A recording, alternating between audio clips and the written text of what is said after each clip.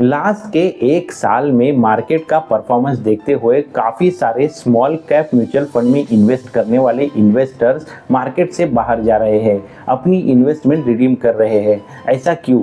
कौन सी गलती ये इन्वेस्टर्स कर रहे हैं जिसके वजह से वो अपने लिए perfect small cap mutual fund choose नहीं कर पा रहे हैं? आज का वीडियो आपको खुद के लिए perfect small cap mutual fund invest करने के लिए कौन सा है वो जानने में ज़रूर मदद करेगा।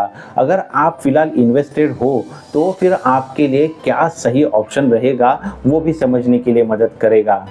अगर समझो स्मॉल कैप म्यूचुअल फंड को ब्रॉडली देखा जाए तो उसको हम 3 कैटेगरी में डिवाइड कर सकते हैं।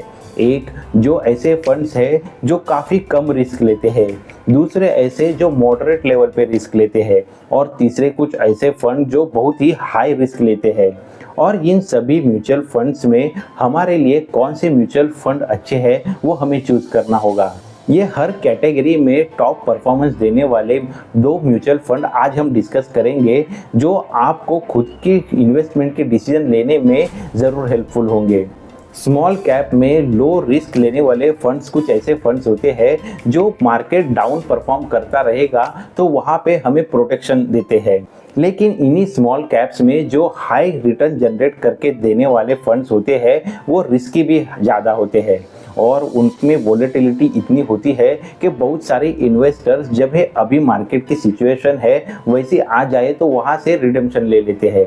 इसीलिए अगर हम हमारी इन्वेस्टमेंट के लिए जा रहे हैं तो फिर हमारे लिए कौन सा म्यूचुअल फंड सूटेबल है, हमारे रिस्क प्रोफाइल के अनुसार कौन सा म्यूचुअल फंड सूटेबल है वो समझना ज़्यादा इम्पोर्टेंट हो जाता है। आज के डिस्कशन में अगर लो रिस्क लेने वाला, डाउन साइड प्रोटेक्शन देने वाला कोई फंड है जिसकी हम बात से शुरुआत कर सकते हैं तो वो टाटा स्मॉल कैप फंड है। ये टाटा स्मॉल कैप फंड है।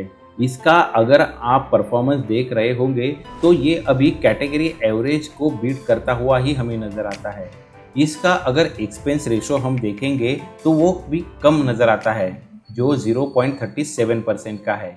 अभी इसका AUM 8,000 करोड़ के आसपास है और जब भी फंड का AUM 5 से 10 हज़ार तक रहता है तो फंड मैनेजर को अपना फंड इन्वेस्ट करने के लिए एक अच्छी खासी अपॉर्चुनिटी होती है।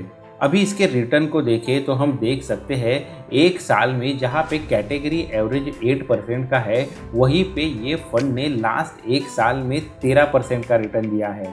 मतलब जब भी मार्केट डाउन परफॉर्म दे रहा है तभी भी ये फंड ने अच्छा खासा रिटर्न हमारे लिए जनरेट किया हुआ है, ऐसा नज़र आता है। अभी इसका अगर आप पोर्टफोलियो देखोगे तो 84% जो भी इन्वेस्टमेंट है वो स्मॉल कैप में कर रहा है और मिड कैप में इसकी 8.75% की इन्वेस्टमेंट है।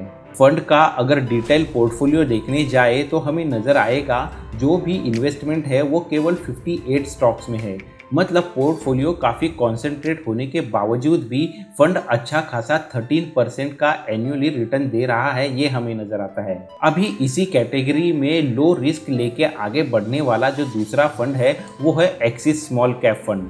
अभी ये फंड का भी हम परफॉर्मेंस देखें तो वो मैक्स जितना भी उसका टाइम पीरियड है उसमें उसने कैटेगरी एवरेज को बीट किया हुआ ही नज़र आता है। इसका भी अगर एक्सपेंस रेशो देखें तो वो भी रीजनेबल है, ऐसा नज़र आता है जो 0.59% का है। ये फंड जो AUM मैनेज कर रहा है वो 20 करोड़ का है। अभी फंड के रिटर्न का परफॉर्मेंस देखें तो हम देख सकते हैं एक साल में कैटेगरी एवरेज रिटर्न जो 8% का है तभी ये फंड ने 12.18% का रिटर्न जनरेट किया हुआ है। लास्ट के 6 महीने में मार्केट में तो गिरावट है ही, उसके बावजूद ये फंड में जो गिरावट है वो कंपैरेटिवली हमें कम नज़र आती है। जो हम कैटेगरी एवरेज से देख सकते हैं कि कैटेगरी एवरेज -16 है लेकिन इस फंड का जो परफॉर्मेंस है वो -12% है। मतलब एक अच्छा खासा डाउन साइड प्रोटेक्शन देने का काम ये फंड हमें करता है, ऐसा हम बोल सकते हैं। इसी फंड को लेके मैंने पहले भी डाउन साइड प्रोटेक्शन के लिए वीडियो बनाया है, वो भी आप एक बार ज़रूर देख सकते हो। अभी इस फंड का अगर हम अलोकेशन देखें तो यहाँ पे देख सकते हैं स्मॉल कैप में 65% का अलोकेशन है, मिड कैप में 17% का, तो लार्ज कैप में भी ये फंड 4% तक का एक्सपोजर ले रहा है। अगर डिटेल पोर्टफोलियो देखने जाए तो हमें समझ में आता है कि फंड का जो भी इन्वेस्टमेंट है वो 125 स्टॉक्स में है। जैसे हमने पहले टाटा स्मॉल कैप में देखा, वहाँ पे 85 स्टॉक्स थे, जबकि AUM 8,000 करोड़ का था। तभी अभी ये फंड में AUM जो है वो 20,000 करोड़ का है। तभी ये जो नंबर ऑफ स्टॉक्स में इन्वेस्ट कर रहा है वो टाटा स्मॉल कैप से ज़्यादा 125 तक नज़र आता है, जिससे हम ये देख सकते हैं कि फंड का पोर्टफोलियो काफ़ी कॉन्सेंट्रेटेड है, ऐसा नहीं है। अभी हम नेक्स्ट फंड की तरफ बढ़ते हैं जो एक मॉडरेट रिस्क के साथ है, और वो है Nippon India small cap fund. Nippon India small cap fund का अगर मैक्स पीरियड का अभी भी हम परफॉर्मेंस देखें तो वो कैटेगरी एवरेज को काफ़ी अच्छे तरीके से बीट कर रहा है, ये नज़र आता है। ये फंड भी काफ़ी पुराना है। ये फंड का अगर एक्सपेंस रेशो देखते हैं तो वो 0.74, यानी अभी तक जो हमने एक्सिस या टाटा स्मॉल कैप देखा उससे ज़्यादा ही है। ये फंड जो AUM मैनेज कर रहा है वो काफ़ी ज़्यादा है। अभी AUM के बारे में हम तो इसे नंबर 1 फंड भी बोल सकते हैं, जो अभी 50,000 करोड़ तक का इन्वेस्टमेंट फंड मैनेज कर रहा है। ये फंड का अगर एज देखें तो आप देख सकते हो ये काफ़ी पुराना 12 साल पुराना फंड है। इसी का अगर आप अभी रिटर्न देखोगे तो हमें नज़र आएगा एक साल में ये जब भी कैटेगरी एवरेज 8% दे रहा है तो इसका परफॉर्मेंस तो काफ़ी उससे कम नज़र में आ रहा है। जबकि हमने इसके पहले जो फंड्स देखे उन्होंने कैटेगरी एवरेज को बीट किया हुआ था। देखो, अगर AUM ज़्यादा है तो फंड को अपना पैसा मैनेज करने में भी कुछ दिक्कतें आती है, लेकिन अगर इसी फंड का आप 3 साल का, 5 साल का या फिर 7 साल का परफॉर्मेंस देखोगे तो वहाँ पे वो कैटेगरी एवरेज को बीट करता हुआ ही नज़र आ रहा है। यानी लास्ट के 1 साल में जब भी मार्केट डाउन रहा है तभी ये फंड ने अपने कैटेगरी से भी कम रिटर्न दिया है, ऐसा हम देख सकते हैं। और यही खासियत होती है कि ये मॉडरेट रिस्क लेने वाला फंड है जो काफ़ी बड़ा AUM मैनेज कर रहा है। इसका अगर हम अलोकेशन देखें तो हम देख सकते हैं स्मॉल कैप में 67% है, मिड कैप में 14%, तो लार्ज कैप में 12% है। और अगर डिटेल में पोर्टफोलियो देखें तो हम देख सकते हैं जितने भी स्टॉक्स ये मैनेज कर रहा है वो 232 स्टॉक है। मतलब फंड काफ़ी अलग अलग स्टॉक्स में इन्वेस्टेड है, ये हमें इससे नज़र आता है। और देखो, जब भी स्मॉल कैप फंड के पास AUM ज़्यादा हो तो फिर उसे इसके अलावा कोई चारा भी नहीं रहता, उसको ज़्यादा स्टॉक्स में इन्वेस्ट करना कंपल्शन बन जाता है, और वही उसके लिए एक रिटर्न जनरेट करने के लिए लिमिटेशन भी होता है। अभी इसी कैटेगरी में अगर हम दूसरा फंड देखें तो वो बंधन स्मॉल कैप फंड है। बंधन स्मॉल कैप फंड काफ़ी नया फंड है। ये अभी कैटेगरी एवरेज को ओवरऑल पीरियड में तो बीट करता हुआ नज़र आ रहा है, लेकिन इसका अगर आप AUM बोलोगे तो वो निप्पॉन के कंपैरेटिव में कम ही है, 0.46%। लेकिन इसका AUM वो देखोगे तो वो 8,000 करोड़ का ही है। फंड नया होने के वजह से, यानी तकरीबन 5 साल का होने के वजह से अभी भी इसमें इन्वेस्टमेंट जो आई है वो एक मॉडरेट लेवल पे है, ऐसा हम बोल सकते हैं। अभी इसी फंड के रिटर्न्स पे नज़र देते हैं। हम देख सकते हैं जब भी अभी कैटेगरी एवरेज 8.91% है तभी ये फंड ने 20% का रिटर्न जनरेट किया है। मतलब ये काफ़ी अच्छा परफॉर्म कर रहा है। एक मॉडरेट लेवल पे होने के बावजूद इसने जो भी रिटर्न 1 साल के लिए जनरेट किए हैं वो काफ़ी बढ़िया है, ऐसा बोल सकते हैं। अभी इसी फंड का आप अलोकेशन देखोगे तो हम देख सकते हैं स्मॉल कैप में 75% का अलोकेशन है, मिड कैप में 11%, तो लार्ज कैप में 5% का अलोकेशन इस फंड का है। अगर डिटेल में पोर्टफोलियो देखने जाए तो हमें समझ में आएगा कि जो ये इन्वेस्ट कर रहा है वो 181, मतलब काफ़ी स्प्रेडेड तरीके से इन्वेस्टमेंट है। अभी हाई रिस्क लेने वाले फंड में अगर हम जाते हैं तो वो है Motilal Oswal small cap fund. ये फंड भी कैटेगरी एवरेज को तो मैक्सिमम पीरियड में बीट कर रहा है, ऐसा ही नज़र आता है। इसका अगर हम एक्सपेंस रेशो देखें तो वो एक रीजनेबल लेवल पे है, यानी 0.42% का है, ऐसा मान सकते हैं। देखो, ये भी काफ़ी नया फंड होने की वजह से इसका जो AUM है वो काफ़ी कंपैरेटिवली कम, यानी 3,000 करोड़ का नज़र आ रहा है। ये फंड तकरीबन 1 साल पुराना है।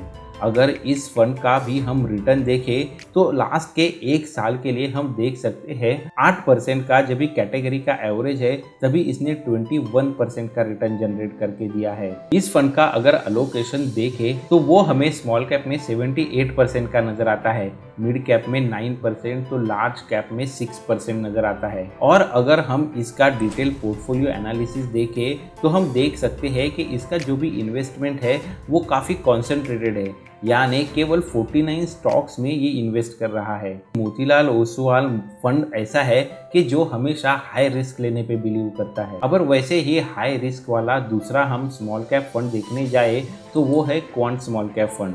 ये फंड तो अपना कैटेगरी एवरेज के साथ ही अभी फिलहाल रिटर्न दे रहा है ऐसा नजर आता है। इसका अगर एक्सपेंस रेशो देखें तो वो 0.68% है। अगर AUM देखें तो वो 22 करोड़ का नजर आता है। इस फंड के अगर रिटर्न्स देखें तो हम देख सकते हैं कि लास्ट एक साल में जब भी कैटेगरी एवरेज 8.91% रहा है तभी ये फंड ने 0.74% का रिटर्न जनरेट किया है। मतलब कैटेगरी जब भी पॉजिटिव रिटर्न दे रहा है तभी भी ये फंड काफ़ी कम रिटर्न जनरेट करके दे रहा है ऐसा हम देख सकते हैं। लेकिन इसके पहले आप इसका 3 साल का, 5 साल का या 7 साल का परफॉर्मेंस देखें तो वो काफ़ी अट्रैक्टिव नज़र आता है जब हम उसे कैटेगरी के साथ कंपेयर करते हैं। तो ये फंड की खासियत भी ऐसे ही है, जब भी ये रिटर्न जनरेट करके देता है तो वो अपने कैटेगरी से काफ़ी बेहतर रिटर्न जनरेट करता है। लेकिन वही चीज़ है कि अगर समझो डाउन साइड मार्केट रहा तो वहाँ पे वो उसी तरीके से सस्टेन करेगा ऐसा नहीं बोल सकते। अभी ये फंड का भी आप अलोकेशन देखोगे तो स्मॉल कैप में हमें 65% अलोकेशन दिखता है, मिड कैप में 3% तो लार्ज कैप में 24%। अगर फंड का डिटेल पोर्टफोलियो आप देखोगे तो नज़र आएगा कि जो भी इतना बड़ा AUM होने के बावजूद स्टॉक इन्वेस्टमेंट है वो केवल 85 है, यानी काफ़ी कॉन्सेंट्रेटेड इन्वेस्टमेंट इस फंड की है ऐसा हम बोल सकते हैं। और इससे यही हमें भी समझ में आता है कि फंड ज़्यादा रिस्क लेता है। मोतीलाल ओसवाल फंड भले लास्ट के ईयर में हाई रिटर्न दिखाता होगा, लेकिन ये लास्ट के ईयर में उसने काफ़ी सारी वोलेटिलिटी भी इन्वेस्टर्स को दिखाई है। ऐसे सिचुएशन में बहुत बार इन्वेस्टर पैनिक सिचुएशन में चले जाते हैं और फिर अपना रिडम्पशन कर लेते हैं। तो अगर समझो हम हाई रिस्क के लिए रेडी है तो यहाँ पे हम ज़रूर इन्वेस्टमेंट कर सकते हैं। तो अगर ये जो भी आज का डिस्कशन हुआ उससे समझो अगर हमारे रिस्क प्रोफाइल क्या है वो हम सही तरीके से जान ले तो उसके अनुसार आज जितने भी फंड्स हमने डिस्कस किए उसमें से खुद के लिए ज़रूर चूज कर सकते हैं। इनमें से कोई भी म्यूचुअल फंड में हम इन्वेस्ट क्यों ना करें, लेकिन 7 से 10 साल का समय तो हमें हमारी इन्वेस्टमेंट को देना काफ़ी ज़रूरी हो जाता है।